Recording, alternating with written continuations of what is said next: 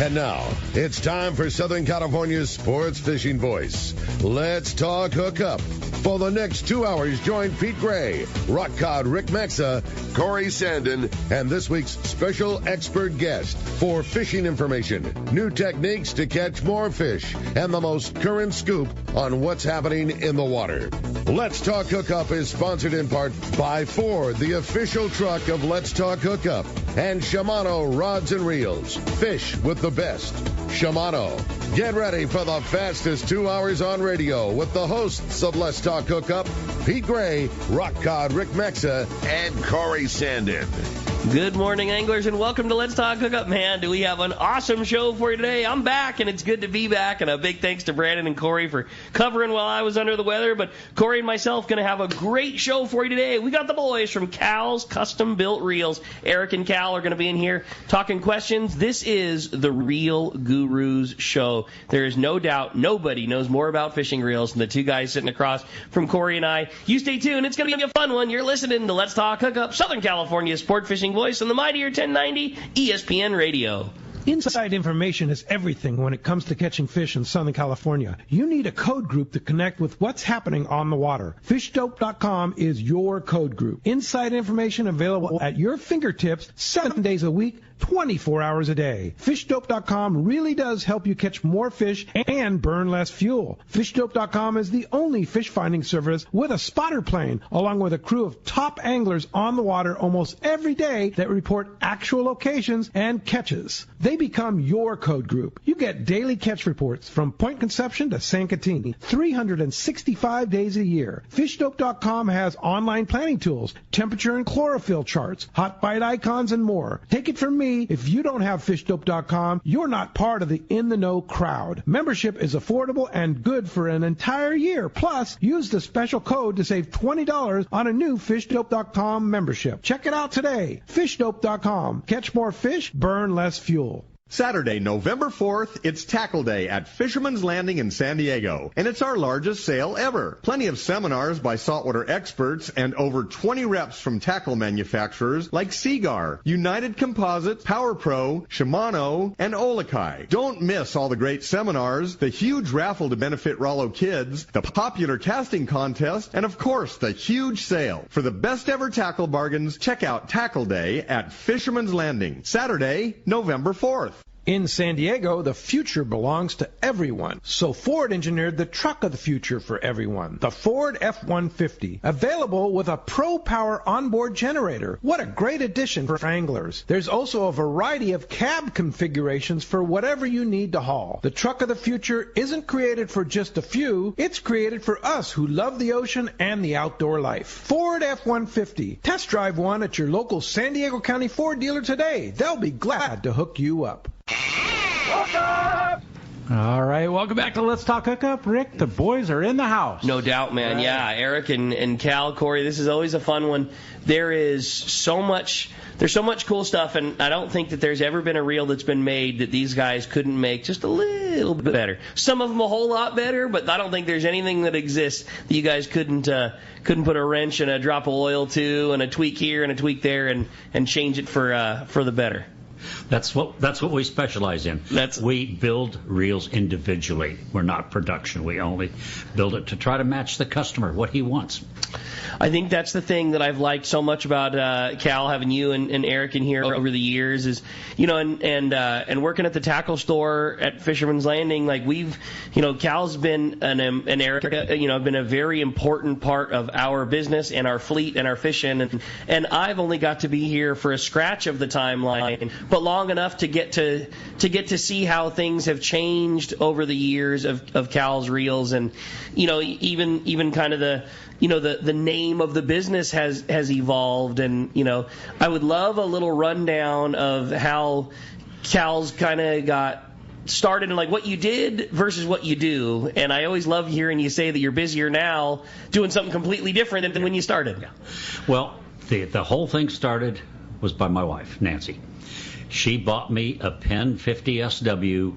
She ordered it before they were out. She saw it. She ordered it for me. I got it. I took the reel to a fellow named Ray Lemmy, who was the absolute guru of drags and who taught me a lot. And he modified it so it just worked beautiful. Okay. And we took it fishing. Now let me jump in there real fast. A 50 SW, for those who didn't know, was different than the reel that preceded it, which was a 50 TW. Correct. And what was the difference between the S and the T? The S is a 2-speed. Okay. All the ones before that, the only 2-speed reels were a Fenor, which was very large and very expensive, or the Penn 80s, 80 SWs and 80 S's. So she which got were you large. this usable SW before it was ever a thing. Yes, it wasn't even available yet. She ordered it. We waited almost 6 months. I got it 3 days before a long-range trip. I knew Nancy was a keeper. And this gentleman, Ray Lemmy, he knew it was coming in. He took it in. He was months behind, but he took it in, got it ready for me to go. And I got it was only about 100-pound yellowfin tuna with it, but it was 3 minutes. Just got it started coming up and just wound, and it just came up. And I looked at it, I says, well, I'm never going to fish without a 2-speed again. That was it? And went home, cut it up. She was very upset with me because it was in pieces, remachined, and I was able to use their parts, modified, to switch my old 50Ws, which my dad and I had quite a few reels at the time, international, over to a 2-speed. And when I did that, I said, well, let's look at doing the 20s through the 30s, all the way up, and even the little 12s. And the whole business started. I had a machine shop that had my own gear cutting availability, so I was able to. I at first started with using Penn parts, but they ran out immediately. And so I started making my own and made good connections with Penn and worked with them a little bit on stuff, and so it just worked out. And that's how Cal's was born, in a time when there wasn't 2-speeds and everybody had a garage full of single speeds. You figured out how to crack the nut. Well, give me your old single speed, and I'll turn it into a 2-speed, and away you went. It was $175 at the time to do a 2-speed on your old reel, and a brand new one was $500. And like you said, the 20s and the 30s, that didn't exist, period. Like nobody had small ones like that. Just like the 50 wide, you couldn't even get a reel like that. What an incredible story. Isn't that cool? I love it. Having Beak in here yesterday was so special. And when Beak says that a real company by the name of Penn, the only reason they have 2-speeds was because of you. I'm sorry, no. I had the 50 SW before I started, so they already had the 2-speeds. But people weren't looking at the smaller reels. Right. And at that time, yes, you didn't have the capacity on the smaller reels, but it was just a very few years later that braid came out. And I tested braid for Russ Iser. I fished it on long-range trips 2 years before it was on the market. So I was fishing on a 16-day trip. I was fishing a 20 that had 500 yards of 80-pound on it. And nobody even knew what was I doing with that little reel out there. But it worked. That's so cool. And we started with Kevlar, which was garbage, and then ended up using, they called it spider wire at the time, but it was actually Spectra. Interesting. I had a lot of fun listening to you guys yesterday talking about the evolution of it, and and hearing Beak talking about the beginning of braided line, and Brandon relayed the sentiments, and I remember the same with the tackle store. I mean, the standard top shot length was 300 yards. That was like 300 yards. Yeah, that was the standard. Is like you don't ever want to see it. It'll cut your fingers and it'll cut any line that it touches, but you'll get a little more line capacity. Or out of cut it. the guides. Remember that one? Oh, for sure. You don't have good guides. It'll cut right through them. It was a lot of fun, getting to see the evolution of it, and then that brings up the evolution of Cal's 2-speed reel. So here you guys are, the absolute source for making your reels better, and flash forward 25 years. Well, everybody makes a 2-speed now. And all the reel manufacturers, all the major reel manufacturers make very, very good reels. What we do is we have some customers, but we actually go the opposite way.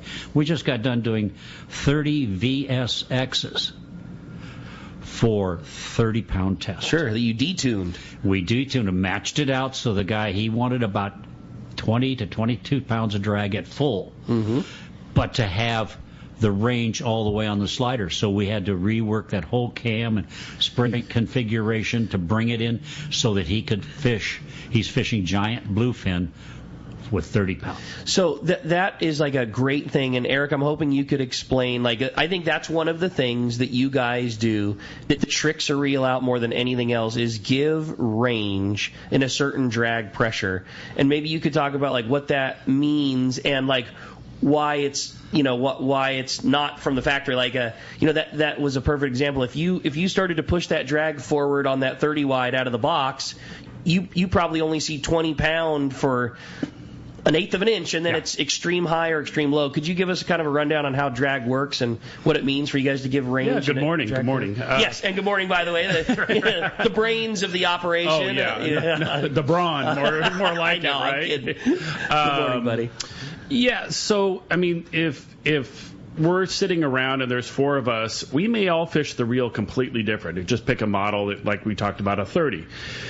You may have somebody that fishes line class, somebody in the middle, and somebody incredibly heavy. And you're also dealing with ages and fishability and everything else like that, too. So there's no way that a factory could make the correct range or anything else like that for the way that everybody fishes it. So, I mean, that's where we've come into play there, and people say, wow, all these reels are so incredibly good out of the box. Is there still something left for you to do? Well, of course, because everybody likes to customize them and go that route, and so that's where we come in and make the correct range. So if you're fishing, for example, like this 30-pound test that my dad was talking about, or if you're fishing crazy heavy, that we could try to get that range for you.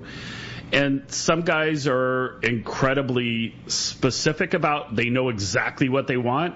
Meanwhile, other guys are like, yeah, I just don't know. And so that's where we try to step in there and just try to figure out how, what their knowledge is and where they're going to fish and that whole thing. And that's where it usually takes us asking a ton of questions to figure out how you want to fish it. And so we'll make that correct range for you. If you think about it like on a chart, it's never this like perfect 45-degree angle that just goes on forever, where every time you inch your drag lever forward a little bit, you keep increasing by 1 pound and another and another and another and another. That's just not how it works. When you push the lever forward, it might be, just engaging the reel, it might instantly be 10 pounds. And then, a lever like that, when you get up to the strike button, you get some nice real high drag pressure.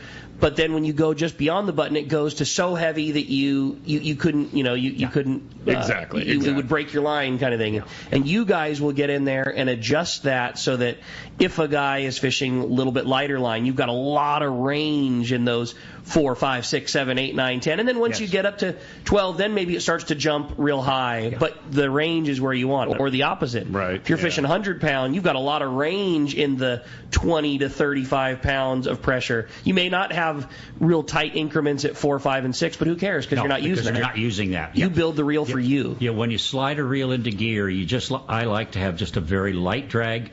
You take, like on our day boats, long-range boats, you're in the corner, you get bit, and there's 10 guys around you. You don't want to shove it all the way to strike. You just want a light drag. You can get your hook set, get your rod up in the air over the top of everybody, walk around, get out of the way, and then you can slide your drag in. But you've all got a light pressure on the fish. If you've got 10 pounds, as soon as you put it in gear, you don't have a light pressure. That's you're hanging on. You're hanging on, trying to get around. So that's what we do as we work on that situation. The name has changed from Cal's 2-speeds to Cal's custom-built reels, and I think that's such a good call because you touched on it, Eric, is like you build them for the person, and you don't need to be a seasoned veteran expert fished forever to have the reel tailored to you. I think that's what I love so much about you guys is you will make any person's reel fish better for them. And Eric is so good about the questionnaire that you wrote and then just talking to a customer, what kind of fishing do you do? I do mostly, is it day and a half? Is it 3 days? Is it 10 days? Well, I do a little bit of this. Okay, I do the most of that. Are you a live bait guy? Do you like to fish a ton of drag? Do you like to fish a little bit lighter? Do you fish a longer rod or a shorter rod? And Eric is just so good at compiling all those little things and then tweaking the reel so that it's just right for what you do. The other thing about it is probably close to 50% of our customers are not on the Pacific Coast. We got reels going to Italy, to Africa right now. Crazy. And so therefore, we have to try to find out, like we have a customer right now, he wants to fish bluefin in the Mediterranean. Well, he wants to use a 50 wide, which is fine, and he wants me to put the braid on. Well, how much braid do we need? Yeah. I don't know. Sure. Are they fishing in deep water where the fish go straight down, so we have to have more braid? So we maybe instead of using 200 braid, we use 130 to get an extra couple hundred yards. And these are the things that we have to worry about, work with people. And sometimes they wonder, well, why are we asking these questions? Because we're not fishing there. We don't know what your situation. You don't know every fishery and how it is and everything else like that. Yeah, this particular guy he's talking about, he called me up, I don't know, a couple months ago, and he's like, calling up from Milan, Italy. I love it. And, I love that. And then he sent me over some pictures and stuff like that. He was on some kind of basically like our magazines over there, and he's on the cover fishing for giant bluefin and different stuff like that, and it's pretty cool. And he's like, well, I just want to buy the whole reel and everything from you guys. And I said, okay, well, cool, we can do this. And we got started on it, but now yesterday we were to the point where, like, we needed to know how much drag, and we can give our opinion as far as how we fish them, like when we go to PEI or any of those other places that we go for the giants, but I don't know whether they're deep water, shallow water, all that kind of stuff. You know how to conform to it, but you need to know. Right. We need to know what he needs. Yeah. I mean, we need to know, okay, I need 600 yards of line minimum or 800 yards of line minimum. And maybe he wants a kite rod, a bait rod, and a deep drop style. Exactly. You guys are so the people to ask, because you have done all of these fisheries. You fished bluefin here, where you need to have a sardine be able to swim line off the reel like it's nothing, and fish a knife jig and have maximum free spool so that it gets down as quick as possible. Yeah. And you've gone to the East Coast and fished giants and with heavy tackle. And so my next adventure is in about 3 weeks. I fly to Halifax, and we jump in a car, me and a couple buddies, and we're driving about 150 miles north of there to a little town called Canso. And we're going to fish. The guy that we fish with has permits to catch literally a ton of giant bluefin. They run between 300 and 800 pounds. And he goes, come on. Look, I just need your labor. Do you want to come? I'll just get here. It's all free when you get here. Man. So I'm going back and I fish. I get there on Halloween on the 31st, and then fish for 4 or 5 days. He's like, yes, as long as you want or whatever. And so we're going back to do that. And so I just wanted to experience that and just see. Now, it's going to be different. It's going to be out on the Atlantic Ocean, and you get little, instead of being in PEI up in that Nova Scotia area in the bay there where Kitty Pond. Yeah, exactly. This is a little bit deeper water and should be really cool and have some great stories. It's commercial. They're doing commercial fishing. I think that's so rad. Commercial, but rod and reel. Yeah. And he goes, I don't care what you do. He goes, you can do it your West Coast style of stand. He goes, I know what's going to happen. You're going to catch one that way and be like, nah, we're just going to put it in the gunnel after that. Put the rest in the gunnel. Right, and just turn the handle and tag team it and just get him in super quick. But we'll see. So cool. But it's going to be cool. How long did it take you to say yes? Well, I had to check with the boss next to me, right? Of course. But yes was in the back of my mind from the beginning. Yes. That's cool. Well, man, as you can hear, Corey, just such a great show, such a wealth of knowledge. And the other one thing I want to say, too, is Cal and Eric don't just work on 1,000-pound bluefin reels. To have an improved free spool, to have an appropriate drag curve on your 40-pound live bait outfit, to change the handle configuration, to change a gear ratio configuration on your Wahoo reel, whatever it might be, these guys do so much cool stuff, and I can't wait to spend 2 hours talking about it. It's going to be a really fun one. A lot of fun, Rick, and having Cal and Eric in here is super special for sure. And if you want to join us, there's a couple ways to do it as always. Give us a call. One open line right now, actually 2. So you want to give us a call, 2 open lines right now, 213-432-1090, or you can text us via the app. And same as always, make sure you leave your name and telephone number, because at the end of the show we're going to flip that coin, and a lucky prize is going to go to one lucky winner, whether it's a caller or a texter, and giving away a really cool prize, Rick. You're not kidding, man. So basically, you're going to get a gift certificate that's good for a blueprinting of of a common reel, a Talica, a Torque, a Fathom, that style of reel. This is good for up to $125 value. And man, we just can't thank you guys enough for such an awesome opportunity. You're going to take somebody's reel that they have loved and they have caught a bunch of fish with and they thought was perfect, and then it's going to get the Cal's treatment. And then cool. In a dirty, dirty trick, you're going to cost that poor guy hundreds of dollars because of winning this free thing. Because, just like you said, there is no going back. Like, you can take a reel, take a Fathom. Take a Fathom that works great, and it's an inexpensive reel, and it free spools good, and you can just tweak it and make it better. How cool is that? I don't think there's been a 2-speed created that I like more than my Talicas. They've all been to Cal's. I mean, they do it right, man. And so a great prize for one lucky caller code. $125 right there going to Cal's. And again, our number here, 213-432-1090, or text us via the app. We're going to be right back on Let's Talk Hookup on the Mightier 1090 ESPN Radio. Here's John Ireland for Rancho Leonero. The ranch is small, it's very personal, very intimate. I don't think there's anywhere else that you could have the old Baja feel and have all the miles of beachfront, the palapa roofs and the stone walls. There's not a room that you don't have some kind of ocean view. You don't give up any amenities at the ranch. It's just very rustic. You know how when you cook outdoors it tastes better? Well, that's Rancho Leonero. It just tastes better. We have paddle boards, we've got kayaks, we've got snorkeling equipment, of course. We've got 12 Super Pongas. We have dive trips. We've got over 40 kayaks at the hotel. We've got all accurate equipment, very top of the line. And when the fishing's good, we'll freeze your fish, pack it all up, send it home with you. People love it. They'll come back 5-6 times a year. That's the highest accolade we can get. 1-800-646-2252, 646-BAJA. And RanchoLeonero.com. It's unique.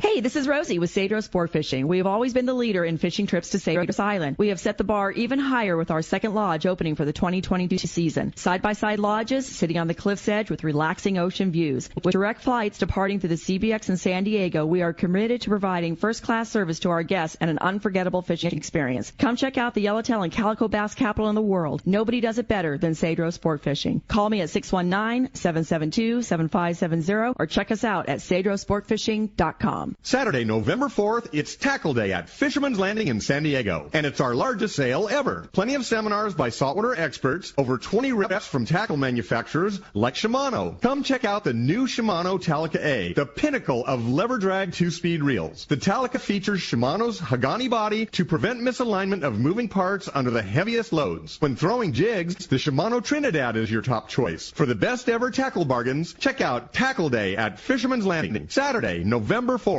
There are plenty of boat slips and marinas in San Diego, but there's only one Kona Kai. It's not just a place to park your boat. It's a way of life here in America's finest city. The Kona Kai Resort Spa and Marina has multiple swimming pools and a private beach, waterfront restaurants, and award-winning spa, most of which is included for marine attendants. Check ResortKonakai.com for more information. The Kona Kai Resort, much more than just a place to park your boat. For quality, the Islander out of Fisherman's Landing is a favorite among anglers. But Islander Charters is much more than great fishing. The quality of the captains and crew, as well as the great meals and service, speak for themselves. Comfortable staterooms, a super clean and well taken care of boat are just a few of the reasons the Islander is so popular. The Islander specializes in 1.5 to 5 day fishing. Experience the Islander difference. Visit IslanderSportFishing.com. All right, welcome back to Let's Talk Hookup, and having a fun time in studio. Man, texts are rolling through, calls are coming in, but if you want to join us, 213-432-1090 or text us via the app. And having Cal and Eric in here is pretty darn cool, man. The wealth of knowledge and the stories, and from Halifax to Milan, Italy to PEI, and I think you just did I did, yeah. I just got back, yeah. And? Well, is that the coolest? I mean, never been. Don't know anything about it. Only seen the videos. So my favorite part it looks like the coolest thing in the world. My favorite part is I love fighting them, but my favorite part is literally hand feeding them there. I love it so much. We're out there and we're like, hey, we got one on the meter, and yeah, it's down 50 feet, and you're like, okay, no big deal. And then all of a sudden, oh, there's a second one, and then it becomes competition between them, and it's just so fun. Like, how far are they going to come up today? And so it is cool. How of all of the the big ones that you guys have seen and all that big fishing back there, like, is there a time when it's been better than another? I mean, is it always wide open? Is it sometimes scratch fishing? Is it somewhere in between? Like, what's it like when you guys go back there and do those? Because you do it every year, right? Right. Yeah. I remember you saying you were going to do it once, and then once turned into like, well, once, every time this is what we do. One of my favorite stories is from not this year but last year when we went. One day it was both. It was incredibly slow, and it was completely nuts. It was bizarre how, the old adage, when they want to go, they go. You know what I mean? And it was crazy. I mean, at the end they were biting stupid, and we were timing them as we'd see these 5, 6, 7 fish coming through the pattern. Okay, 500, 600, and all of a sudden, whoa. Okay. Just like when you go from 600 to whoa. That was after an 8 to 900 went through. Yeah. Gosh. Wow. So we're like, oh my God, this is crazy, right? And the funniest part of the whole story is I have a video of it, and my dad it was his turn fishing, because he was like, oh, I'll come out of retirement again and I'll pull on one, and all of a sudden we're timing it so he puts the bait in the water when the big one should be coming through. So the big one comes through, bites it, and then you hear my dad, oh crap, like that. God. Because it for 30 seconds it was just ripping line off like it was not even there, and then you hear in the background when it came on hook, the hook was never in, right? Okay. So you hear my dad in the background, thank God. I love it. The fish was way over 1,000. No kidding. Wow. Way over. I mean, the skipper said, and we had several 800 or 900s in the pattern right then, and he says that is a big one. That was That's crazy. Wow. So how does that work over there? I mean, do they harvest that big? No, so most of the stuff is released. Over the years, my dad and I and buddies and stuff, we probably caught between 50 and 75 of these giant bluefin from, let's just call 500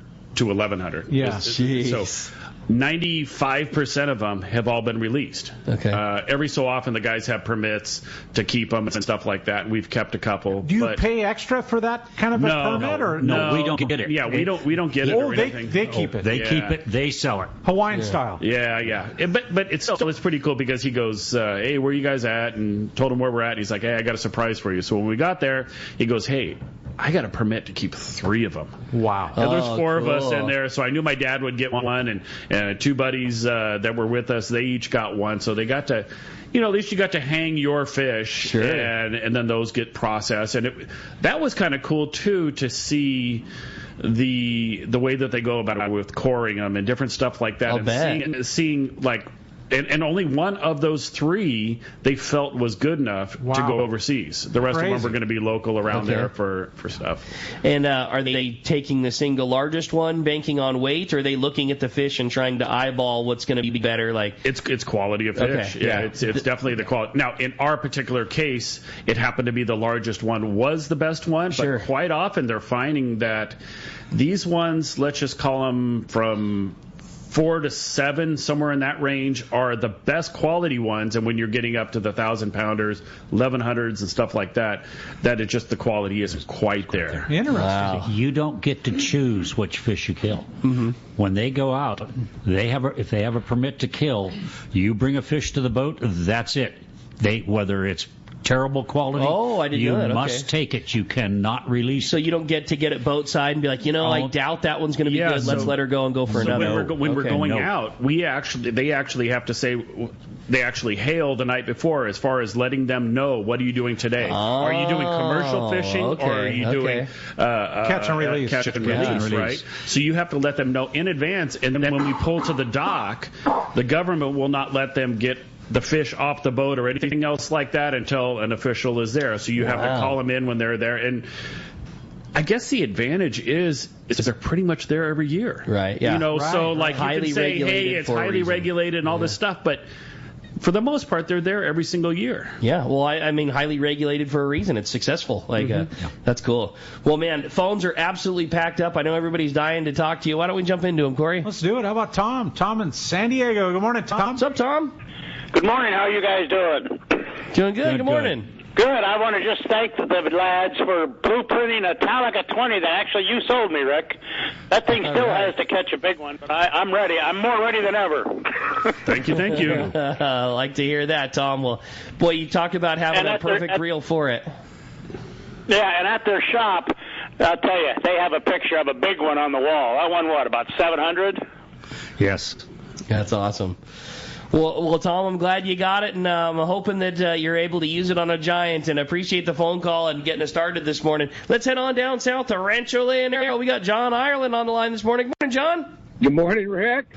Corey, how's everything going up there, okay? Everything's good here, man. A very foggy day for our fleet in San Diego. Lots of fog on the water, but yeah, everything is all good here, and having a fun show with Eric and Cal talking reels, and just want to know how that fishing's going. Well, fishing's been okay. Some real quality fish coming in. Not as many Dorados as we had the last couple of weeks. That's kind of slowed down. Got a lot of weather. It looks like these storms are going to miss us, but I'm looking out over the water here, and it's going to rain any minute again. It's been kind of rainy but beautiful weather. It's cooled everything down, and so we're enjoying that. Pete's down here with his gang, and we had a nice rib dinner last night with a whole bunch, so we've been having a good time. Like I say, the weather, the fishing has been okay. Some quality fish came in. We had our biggest amberjack this week was 68 pounds. We had a 75-pound yellowfin and a couple of Dorado in the 40s, 148 pounds. So we're getting quality fish. Bait has kind of been the issue. We haven't had much sardine this year at all, and so they're using a lot of ballyhoo and squid and doing a lot of trolling, and that's affecting the fishing a little bit. But overall, it's been pretty good. All the boats have been going on. I understand the Promise tournament up there with Pedro and all that. They're doing okay, having a good time, and catching fish as well. But like I say, mostly a lot of bottom stuff, a lot of Pargo. Like I say, some big amberjack coming in as well. And squid, I think, is what's catching most of those on the bottom. So, but overall, I mean, real quality fish that are coming in, but a little slower this week than it has been in the past week. Well, it still sounds like you say we'll take quality over quantity for sure, John. Sounds like some good fishing to be had, and nice to hear. We're hoping to hear from Pete a little later in the day and kind of get a rundown of how the tournament goes. I know he mentioned just kind of exactly what you said. A little bit tougher fishing for them yesterday, but there's still definitely good fish to be caught for the guys. You put enough of that fleet on the water, you're going to turn up some fishing, and I'm really glad to hear that those storms look like they're going to miss you. Yeah, it is. And like I say, we can always use the rain, use the water, and it looks like it's going to be a real rainy day today, so I'm looking out over the water, and it's threatening. And any time it's going to start raining on me here. Yeah, and I just got to talk to Pete a few minutes ago, and he mentioned the fishing for the tournament up there is very similar to ours. It's amberjack, Dorado, and actually off of La Rivera, about 5 miles off of real blue water. And they're releasing quite a few blue marlin. There's striped marlin and blue marlin out there as well. So fishing's okay, guys. Come on down. Glad to hear that, buddy. We're winding down. Yeah. If somebody wants to come join you, we still got an opportunity to do it while we still have a spot to go. Yeah, you will. Up until December 1st, that's for sure. It's 800-646-2252 or rancholeonero.com. The best, John. Great report as always, buddy. We look forward to talking to you next week.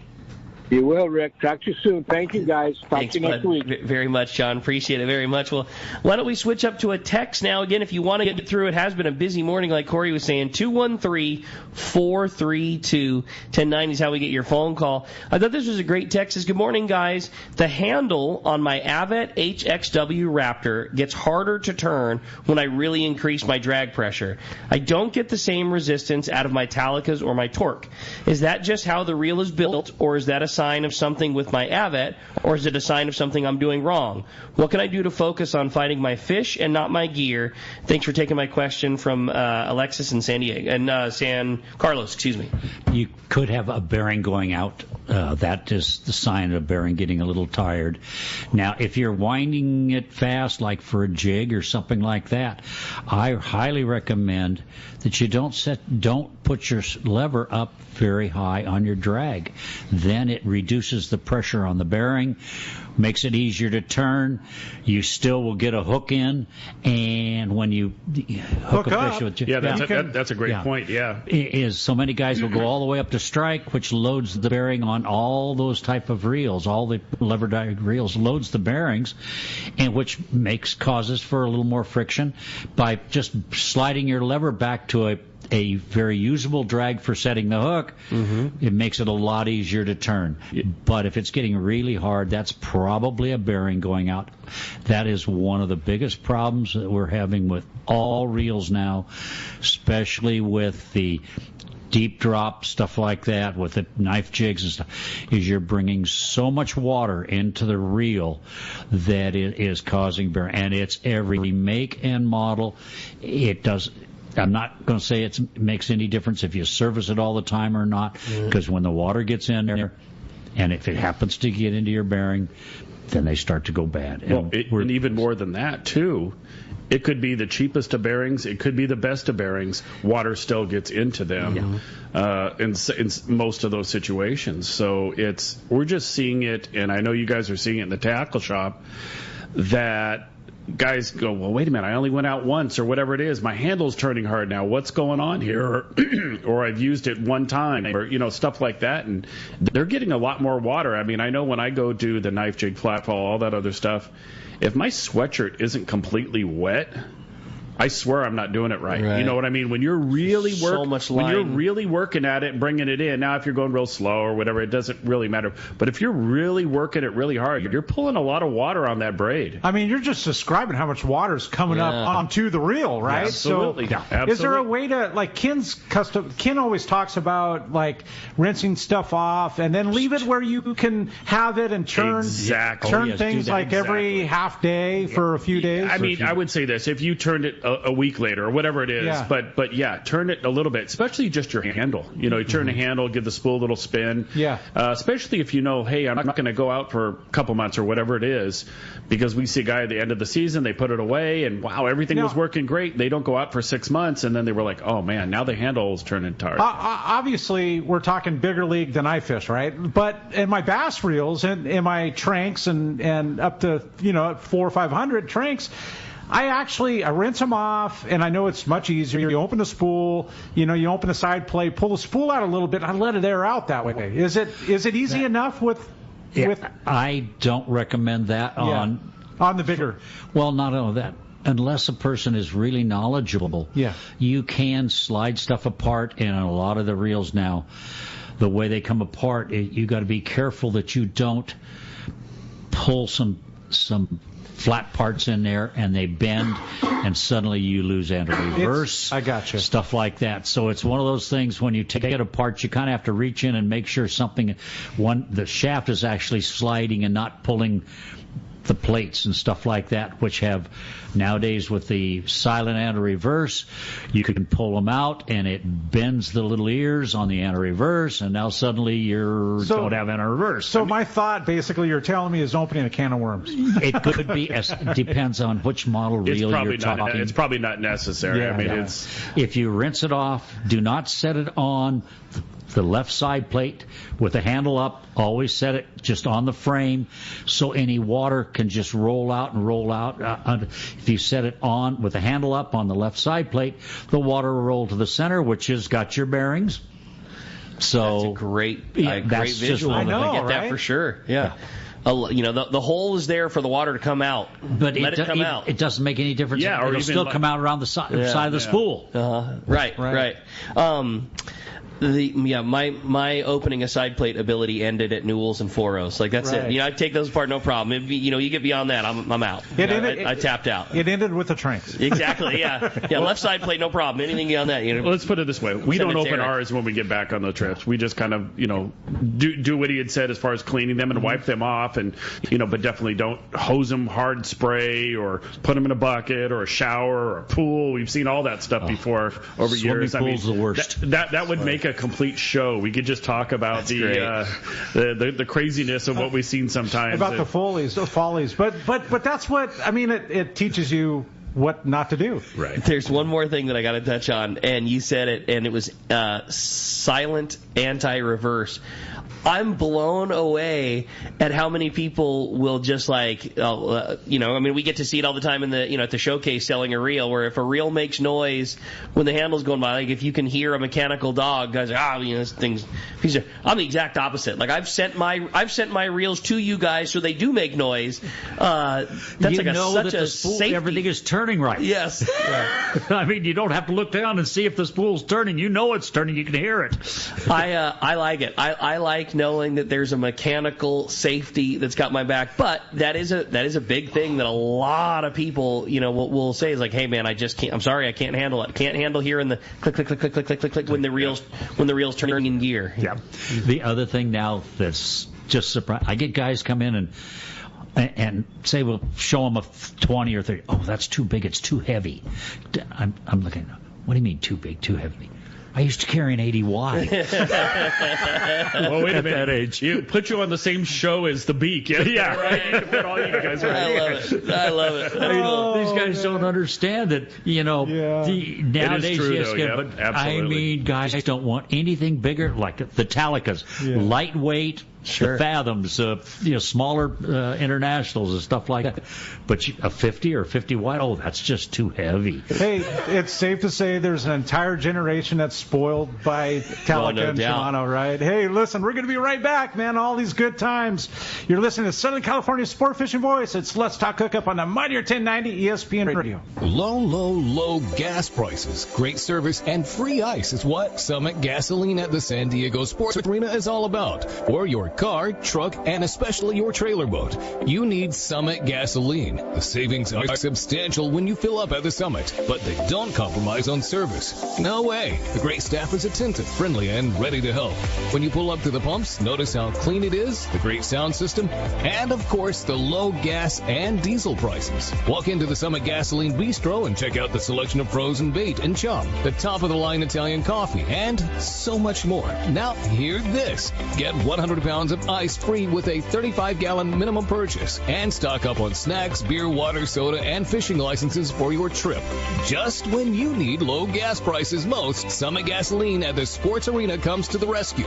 Summit Gasoline. Low prices, friendly staff, free ice, and easy in and out with your boat and trailer at the San Diego Sports Arena. All right, it's time to talk about great fishing gear from Shimano, and on a day with the two-speed experts in here, how do you not talk about my personal favorite two-speed, and that's a Shimano Talica. Across the board, from the small 8s and 10s, fly line, live bait fishing, the 12 and 16, 40 to 60-pound great reels, lightweight, and kind of the perfect reel when you're fly lining for school-size fish and you accidentally hook a triple digit. The 20s and 25s have really shined as that great knife jig, sinker rig. Again, small reel, the reel that Cal's talking about. Too small, but still very capable for catching a big one. And then finishing off with that beast, the TAC 50 that, I've seen Cal make adjustments for Anthony Shea, catching 800-pound blue marlins out of them.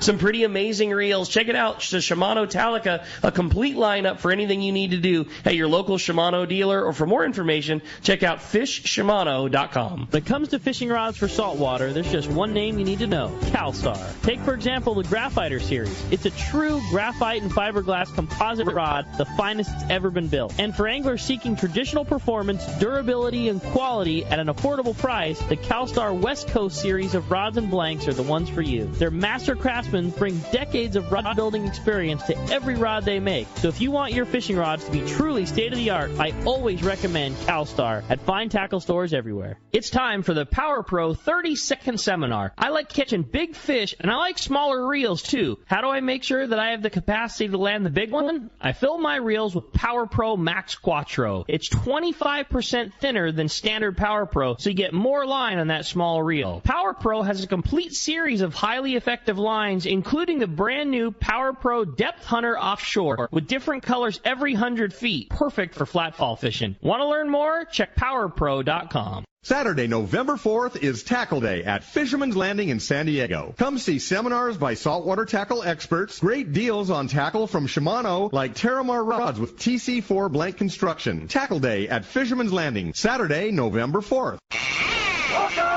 All right, welcome back to Let's Talk Hookup. And, oh, man, the conversation, things going on, and I'm learning so much. And if you want to join us today, one way to do it with Cal and Eric in studio here in the world headquarters.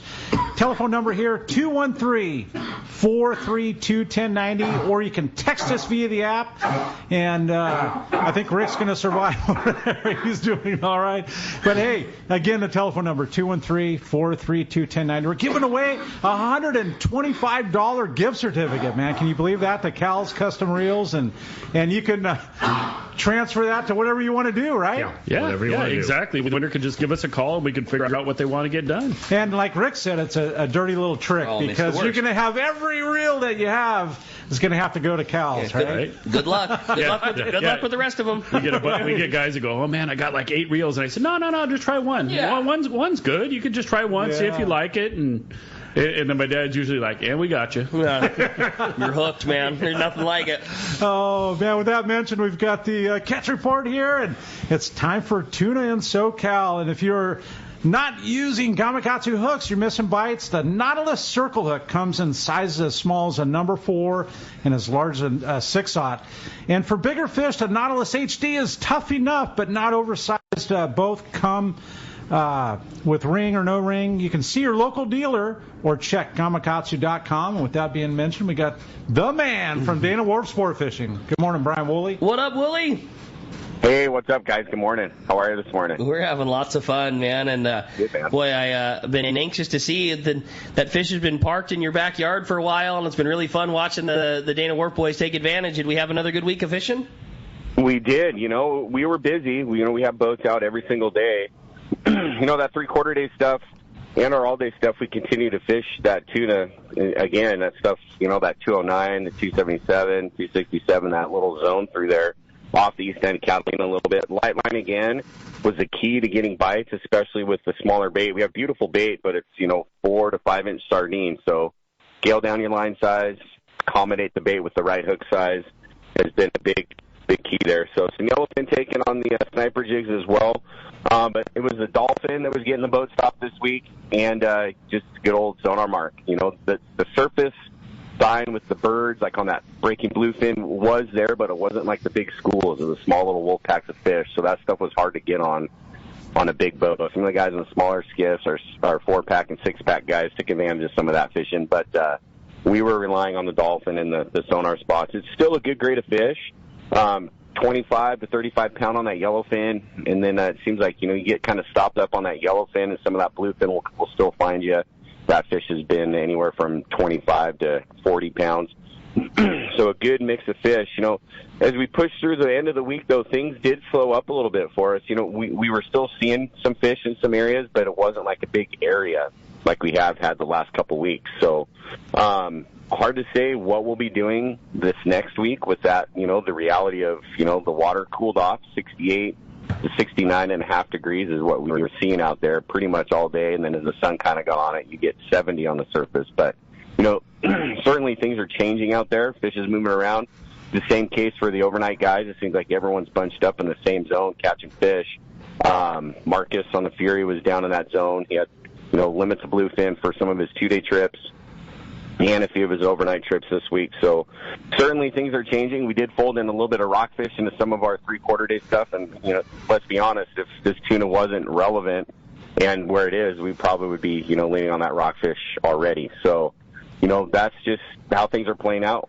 Looking at the weather this week, it does look nice. A little bit of wind, looks like, but, some sunshine and some things like that are certainly key. And then the half-day stuff along the beach, just standard fall action, kind of what you'd expect with that 66 to 70-degree water. Some byline bass on the warmer days. Other days when the water's a little bit cooler, those sinker setups paid off a little bit better for those guys. So that small sardine played in well, too, to that bass action here along the coast. So that's it in a nutshell for us.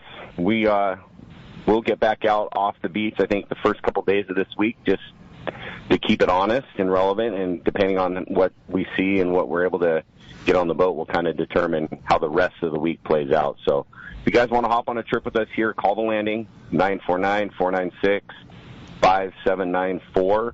Of course, you can hit us on the web, too, at danawharf.com, or link us there through the Let's Talk Hookup page. And if I can, here, one last plug. I know Luke called in yesterday about our OC chapter CCA golf tournament hitting October 27th. That's 8 a.m. at the Costa Mesa Country Club. We still have foursomes available, so if you want to hop in and get in on that. Awesome hole sponsors, Dana Wharf sponsoring a hole, Shimano, Daiwa, Kuma, all the players are there and sponsoring holes. So come give that a shot. You can book right through the CCA website. Go to their events menu and drop down, and you can sign up from there. So keep that on your radar, all you golfers. Luke did a great job talking about it, but the whole sponsorship thing is a lot of fun, and like they all take it and run with it and do different things. So when you come up to hole 13 and it's sponsored by whatever Shimano, they might have a cool little booth set up, or they might have a cool little, whatever in the Dana Wharf, and like everybody does different things, and it's a really fun event. I mean, that is certainly a cool golf event for a golfer, but I mean it's a great time and lots of good camaraderie and food and fun and a really, really cool event. And I heard Luke talking about it yesterday, and I was surprised because I know that it sold out last year. I have no doubt that it will sell out again this year, but if you want to go, man, what a great call. Jump on and get one of those foursomes, because your money's going to a great cause, and I know that this is one of the big fundraisers for the OC chapter. It is. It's been successful for us for sure. And, we do, I think, have some room for single golfers, too. So check the CCA events page, and you can make that decision from there. So thanks for the time this morning, guys. We'll see how the week plays out. We're looking forward to some of this good weather, so we'll see what happens. You're the best, Willie. Appreciate a great report, as always, and we'll talk to you next week. Right on, guys. Thanks. See ya. All right, it's time. It's time for Corey's favorite. I know, favorite report of the week. Right? The surf fishing report, the man himself, Gundy Gunderson. What up, Gundy? Hey, what's up, gents? How's it going? We're having good times here, buddy. Talking some fishing. Dealing with some. Yeah, always. It was a little disappointing this week. We're a little bit off on the tides, and the situation. Probably the best way to describe it is there's just stretches of productive water and there's stretches of non-productive water, and really the guys who are making catches are just out there fishing a lot and dialing in these sections. So. Not the best fishing from L.A. Harbor to Dana, but up north, the barred perch starting to show again. We're starting to see signs of halibut, and then some really quality Corbina on North County, San Diego beaches, and that was really something to see because there was a lot of fish in the 4 and 5 pound class, a little tricky to catch. We'll start up north though. Hook, line, sinker reported good barred perch fishing on the western beaches, Gaviota, El Capitan. Those are standard beaches up there, day in, day out, probably your better areas. Kicking out limits there, fish to 12 inches, no giants, but quality. Bloodworms, mussel, the natural bait working the best now. They also talked about some more halibut catches. Slight improvement. The guys are using the Zoom flukes and the flash minnows. They had a 32-inch halibut there off Refugio on a drop shot Zoom fluke. Wiley's reported some quality bass catches, which is something we haven't heard a lot about, along the reefs in Malibu there. Spots like Big Rock, Pescador. The fish are kind of glued to the bottom, and they're catching them on bait. Nice fish, 2 to 4 pounds. Squid, and then market shrimp is probably your best bet, fished on a reverse dropper loop, is what those guys are telling me. And like I said, L.A. Harbor to Dana, a little bit tough through there, streaky water still. Water temperatures have returned, but just not the fishing. And then, like I said, the best conditions were off San Diego beaches, and the guys reported at Pacific Coast that they had 2 fish over 5 pounds checked in this week, and a lot of 3 and 4 pounds, just real quality Corbina. They're wily, so your presentation has to be clean. You got to sneak up on them, and then some of the exotic baits are working. The sand crabs are starting to thin out. Soft shell is worth screening, and you get those soft shells late in the season, they'll bite those things. And then maybe ghost shrimp, innkeeper worms, bloodworms, maybe go to those exotic baits there. to try to get a bite from one of those better fish. But not typical October, but still, there's some really good catches to be had. Man, some great fishing still. Like you say, you just got to pick and choose, but you find the productive stretch of beach that you're talking about and some nice fall weather, some great fishing to be had, Gundy. Well, as always, brother, a great report. We sure appreciate you compiling so much info, and we'll look forward to keeping things rolling next week. All right, Jim. Good show. Thanks, Gundy. All right, well, that's going to wrap up our Catch Report today. Man, now is a great time to get to the beach and to go fishing. For all your surf fishing tackle needs, check out surffishtackle.com. For additional tips, techniques, articles on surf fishing, check out fishthesurf.com. Corey, I know you said you had a good text that you had lined up? Yeah, there's quite a few coming through. Yeah, and if you want to text the show, you can do that via the app, only through the app. Make sure you leave your name and telephone number, just as Brian did here. Brian from San Diego says, I'm starting to shop for trolling reels for my boat for local tuna using Mad Max and spreader bars. Curious, Cal and Eric's opinion on a good, reliable reel to handle that type of trolling that that the reel could be tweaked with later. Good question. Yeah, I mean, there's obviously a ton to choose from, and so I understand his question. My best suggestion usually is go into the tackle shop that you know and trust and all that other stuff, and talk to them and tell them and have them put 2 or 3 ones in front of you, because you're going to find out at some point, hey, this Shimano feels better than this pen, or hey, this pen feels better than Shimano, or Accurate, or Avid, or what, go with that. I mean, you can get quite a few different ones for trolling. And those techniques that he's talking about, enter you into a different class of reel. Both Mad Mac and spreader bar, traditionally, were fished a long ways from the boat, so line capacity becomes a real issue. It's not uncommon for guys to have 200 yards of line off of that reel before a bite happens of a potential big fish that you need a couple hundred yards of line for. And then the most important thing is torque. If you haven't had a jig strike on a spreader bar and had to wind the other spreader bar in from 100 yards away, those things make a lot of drag, and you need a reel that makes a lot of torque and makes it easy for you to turn the handle under a lot of pressure. Sure. Yeah. I mean, it makes sense. Yeah. I would say 30-sized reel at a minimum. Yes. And a 50-sized reel is going to make your life a lot easier. And Cal and Eric, you guys could either describe or confirm the difference. It is a completely different animal turning the handle from a 30 to a 50. Put the same amount of pressure on the reel, put 2 spreader bars back 100 yards, and drive the boat at the same speed. You turn the handle on a 30 versus a 50, it's like 2 completely different animals. Yeah, especially reels just out of the box. Now, there's other things that you can do, like your 30. A lot of them we can put longer arm on, which gives you a little more torque. No reel produces torque.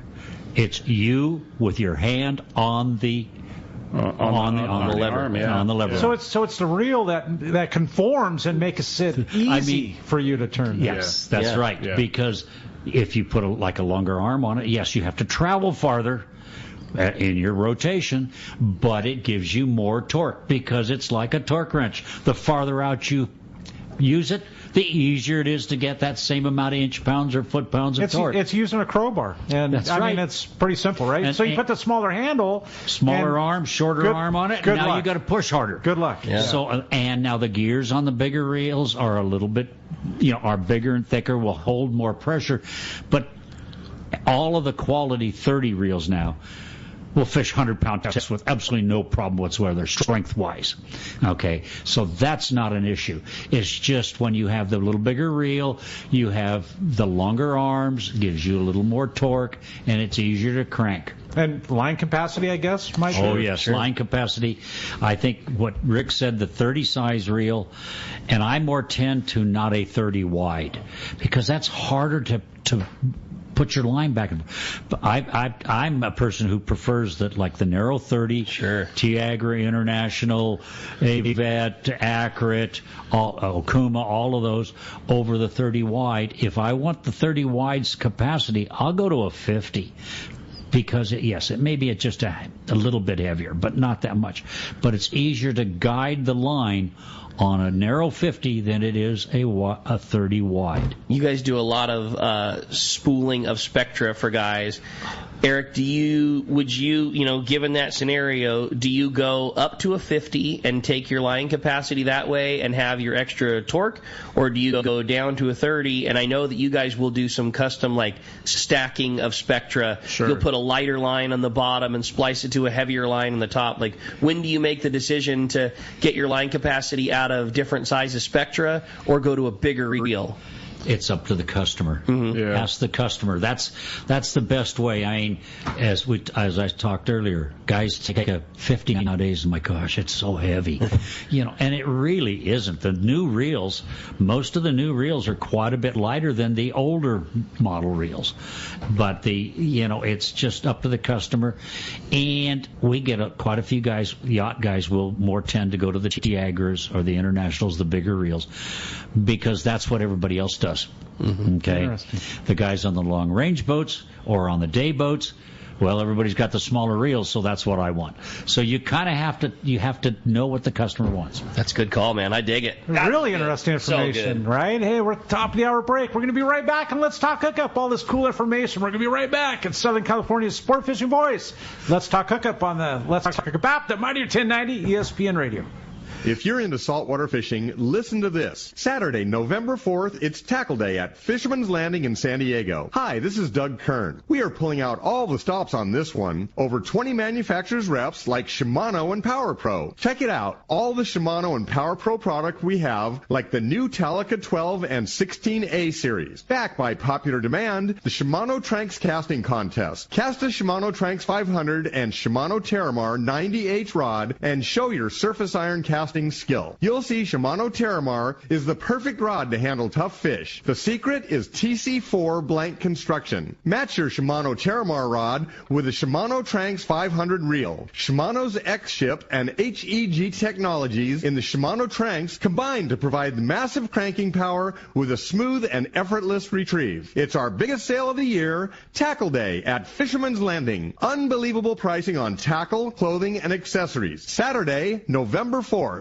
There are moments that change our perception of what is and isn't possible. Cosmic shifts where the stars align with the earth to alter how we see the world. The release of King Tide is one of those moments. This is the crowning achievement of Costa's 40-year legacy on the water, the culmination of every innovation and lessons learned up until this point. Wins and losses and highs and lows have brought us here to stand witness to a legacy brought to life, to achieve the ultimate potential on the water. Costa King Tide, rule the water. Hey, we're so lucky here in San Diego. We have fantastic weather and great fishing. We also have 3 great shops to take care of anglers. Hi, this is Ben, and you will see me at my dad's shop, Dana Landing in Mission Bay. We call it the one-stop shop for a great day on the water because it truly is. Food, bait, tackle, beverages, and more. Our tackle shop, headed by Johnny, is certainly one of the best. We have you covered from bay bass to big tuna. Plus, we have Doug, one of the finest reel repair guys around. For freshwater tackle, nothing beats East County Bait and Tackle. Jeet and the guys have the best stratum reels, the hottest lures, and live bait. Our newest shop is Lemon Grove Bait and Tackle, growing their stock of both fresh and saltwater tackle right in the heart of Lemon Grove. ECBT is at the end of the 67 freeway on Mapleview and Lakeside. Lemon Grove Bait and Tackle, 94 to Broadway in Lemon Grove, and Dana Landing is next to the Dana Lawn Tramp in Mission Bay. Check danalanding.com for more details.